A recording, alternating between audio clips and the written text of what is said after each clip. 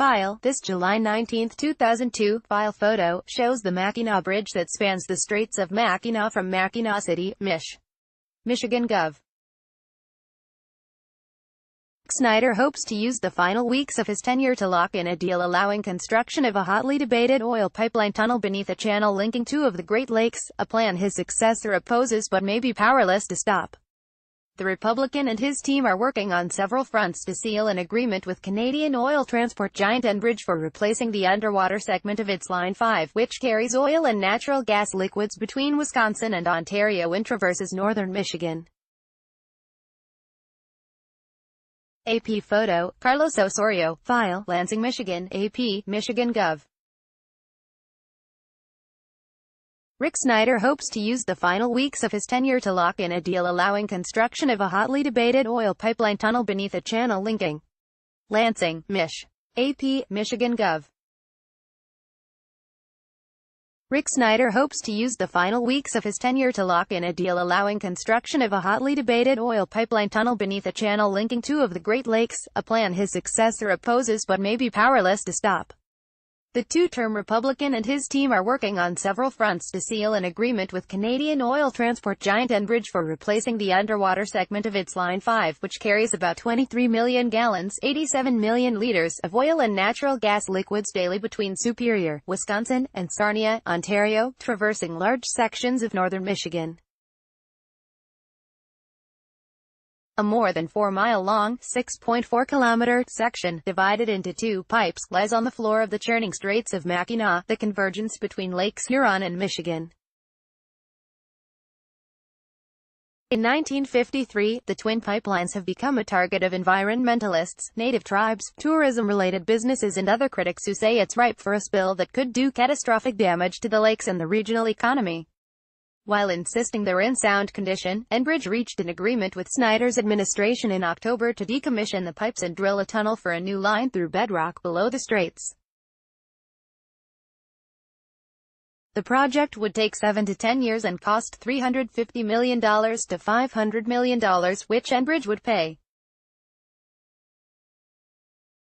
Gov.-elect Gretchen Whitmer, elected this month, pledged during her campaign to shut down Line 5 and criticized the tunnel plan, as did fellow Democrat Dana Nessel, who won the race for Attorney General. Both take office in January and have said the Snyder administration should not steamroll the plan to enactment in the meantime. A spokeswoman for Nessel said she was deeply concerned and troubled by the hasty legislative rush-to-judgment efforts to push through a proposal that has not been properly vetted, that handcuffs Governor-elect Whitmer and Attorney General-elect Nessel before they even take office, and will have negative repercussions on the state of Michigan and its residents for generations, but Snyder's team is plowing ahead. Keith Krieg, director of the Department of Natural Resources, told the Associated Press this week that he expects the final steps to be completed before Snyder leaves office. "This is not a rush to finish," Krieg said. "This is a culmination of 4+ years of looking at a very complex issue." A Republican-backed bill to be considered during a lame duck legislative session resuming Tuesday would designate the Mackinac Bridge Authority as owner of the tunnel, with responsibility for overseeing construction and managing its operations while leasing it to Enbridge and other potential users, such as electric cable companies. Snyder's office is also requesting $4.5 million for startup administrative costs and radar to monitor wave heights in the straits. The 7-member Bridge Authority, whose sole responsibility since its creation in the 1950s has been to maintain the vehicular bridge that crosses the straits and links Michigan's two peninsulas, heard from supporters and opponents November 8 but took no action. Its next scheduled meeting is in February, but Krieg said he hopes the group will convene before January to ratify the tunnel plan. Snyder recently filled 4 vacancies on the authority, giving his appointees the majority. The authority's Democratic chairman, Patrick "Shorty" Gleason, signaled that he has little interest in calling a special meeting in December to accept oversight responsibility for the proposed structure before the governorship changes hands. If they think I or any member of the Mackinac Bridge Authority can be given in agreement with absolutely no negotiations or discussions with Enbridge and have it resolved within a couple weeks, there's no way that's possible, he said. Gleason said the incoming administration's views are equally important, and he hopes Snyder and Whitmer discuss the issue. Opponents hope concerns about altering the bridge agency's mission so significantly, raised even by people who don't necessarily oppose the tunnel, will persuade the panel to delay a decision. William Gnodke, the outgoing chairman who was appointed by former Republican Gov.